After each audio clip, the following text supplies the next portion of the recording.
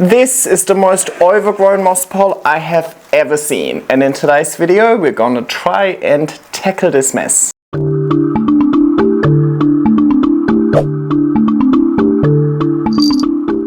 Hey everybody, and welcome back to my YouTube channel. This is a really overgrown pole of Monstera siltepecana. This is actually the bottom part of my current siltepecana, and I'll insert a video of what mine looked like. I'm growing mine outdoors in quite a lot of sun, and it actually has reached decent maturity with really nice fenestrations as well.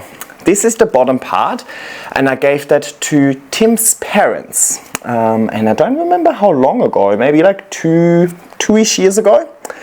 And I suppose they have done a really good job at looking after the plant. The plant is thriving, growing like there's no tomorrow. However, it has way outgrown the pole. Like 90% of the plant is not actually making contact with the pole.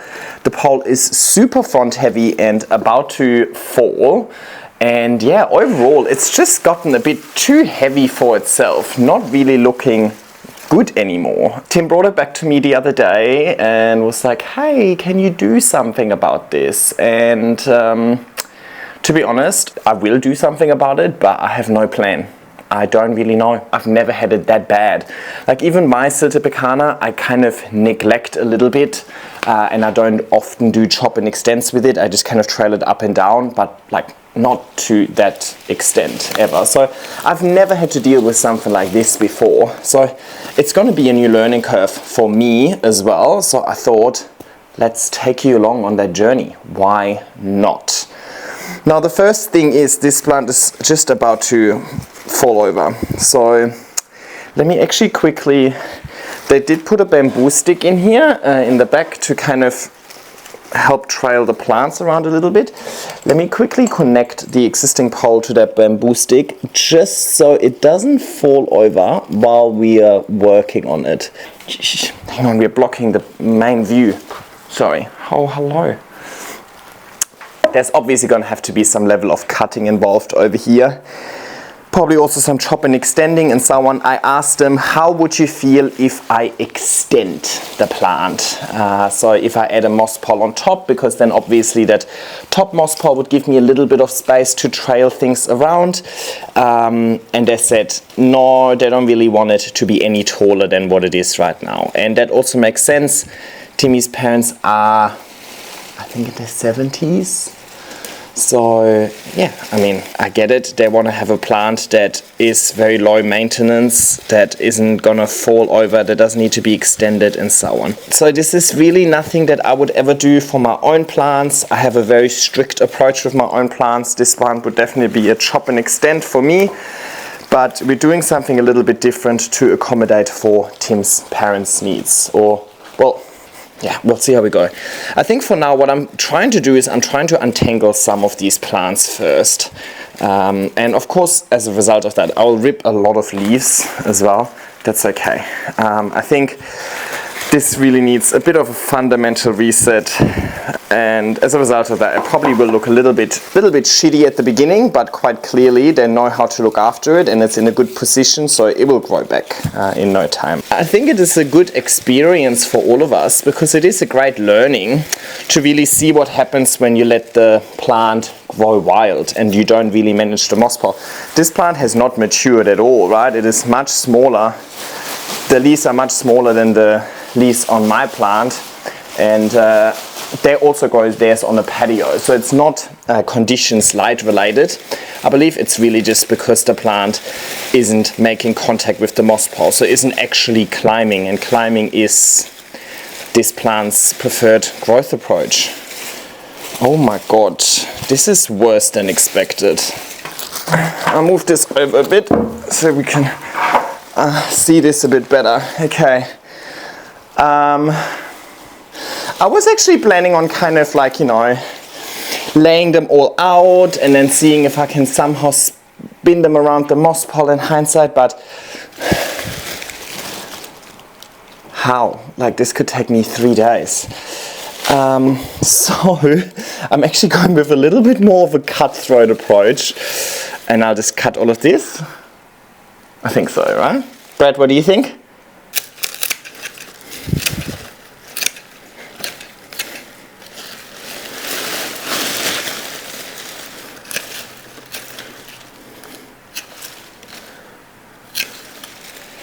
Alright, well, we're gonna untangle this mess later.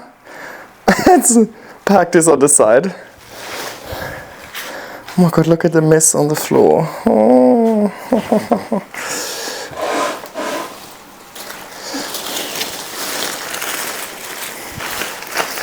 Even this over here is still crazy. I think I have to chop all of it.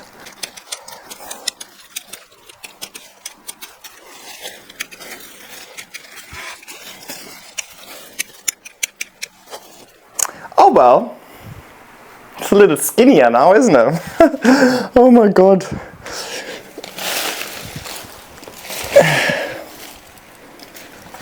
Alrighty, let's have a look what we can do here. Sorry, darling.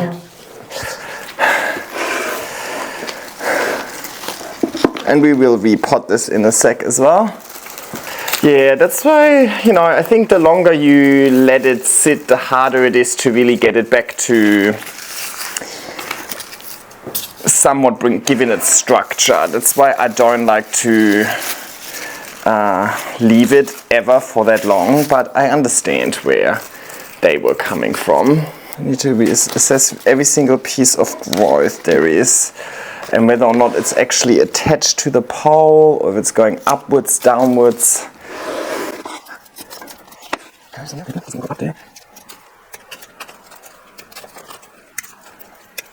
Yeah, some parts are not connected to the moss pole at all, like these dangly bits, but this can easily be propagated later. Now, of course, the parts of the plant that are actually attached to the pole are so old by now, they don't really have new leaves anymore, right? So we're really aiming for reshoot here. Okay, I mean, it looks terrible, I acknowledge that. Oh, very wet. It looks very intense, huh? Also need to keep in mind, if I don't give this a fundamental reset and I just trim it a little bit, then, well, we're gonna be in the exact same position again in half a year, right? We're just going into the growing season over here. The stake also ruined the pot a little bit. Some of these roots that are sticking out are definitely very rotten, so we're sitting in too much water. Regardless, let's repot this to actually give it good chances of recovery.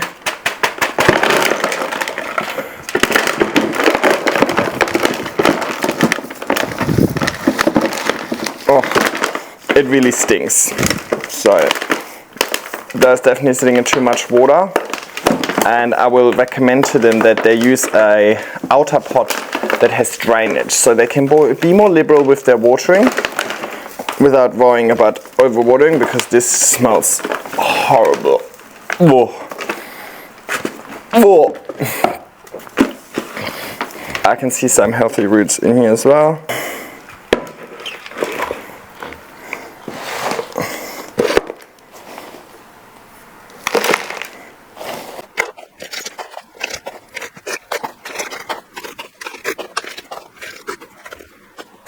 And I'm also going to use a plastic garden stake that won't rot.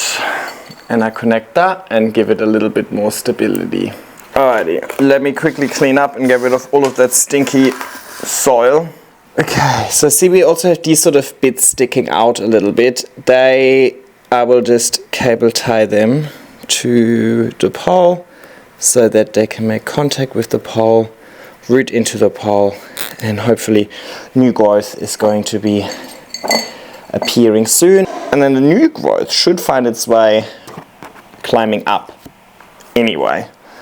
I'm just gonna let it reshoot first and see how healthy it is before I start chopping in between the stems. I don't want to induce too much shock all at once for now. So I think for now I'm not going to chop in between the stems, because I also don't know exactly how many roots are in here. which part is healthy, which isn't. It's already had enough shock. Let me just quickly water this, and then we tackle the rest of the mess, huh?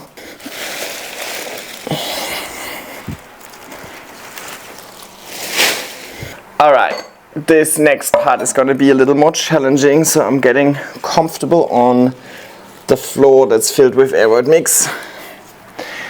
So I think the goal now is to have cuttings like this that have a fairly lengthy stem piece that I can put in this vase, fill it with water, and have nice leaves already dangling down. So then there's no leaves in the water. The leaves in the water are rotting, causing potential rot issues, and they stink and so on. And because I'm gonna send them home with a very empty looking pole that they just need to put somewhere on their patio until it recovers, I want to at least give them a nice display of plant. So that's what we're trying to do now. We're trying to recover so Tim's parents aren't going home disappointed. And I lost more scissors. Okay, I think I need a coffee with this one. Let's go. There's just sticks. I haven't decided what to do with just sticks yet. Making sure I'm removing as much debris as possible so they won't rot. Volume, guys. We're aiming for volume. I do, however, think that sometimes, you don't need to propagate every single piece of plant, I think sometimes it's also totally fine to give up. Some of these also have extremely long internodal spacing, which I'm not surprised by given how leggy this plant was growing, right? But it's not actually bare. So I'm trying to have like 2 to 3 nodes inside the pot or inside the vase so that it can grow many roots in many spots quickly.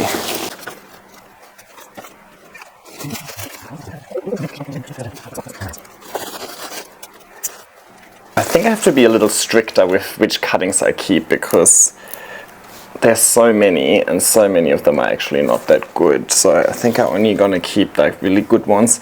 I will create a little pile over there for spare cuttings for Tim, and I'll let Tim choose whether he wants to go ahead and propagate some of those for his garden maybe as well or not. Tim doesn't actually have a Silitipicana. Oh. This, however, good one. We like this one. It has leaves.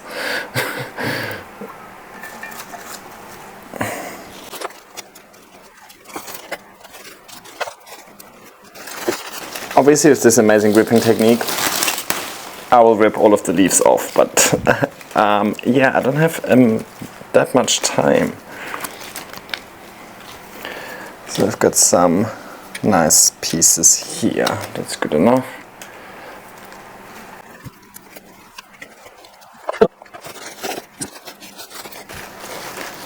Oh my god. Ah! I really don't like mess.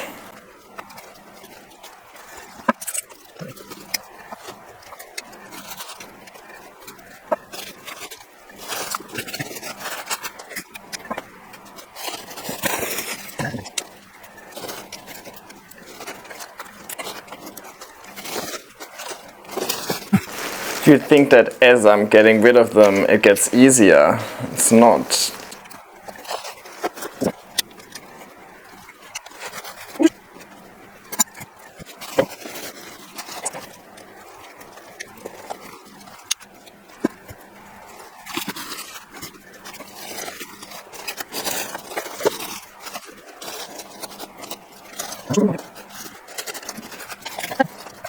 Can't really see anything beautiful on this part. I think I'm done. So I've got a pile of leaves that all fell off.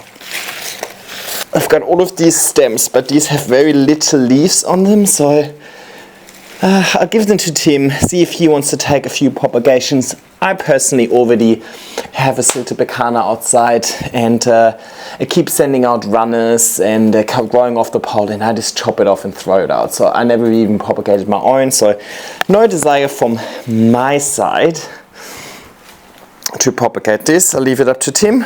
I'm just gonna let this dry out a bit, and then I will fill this with water.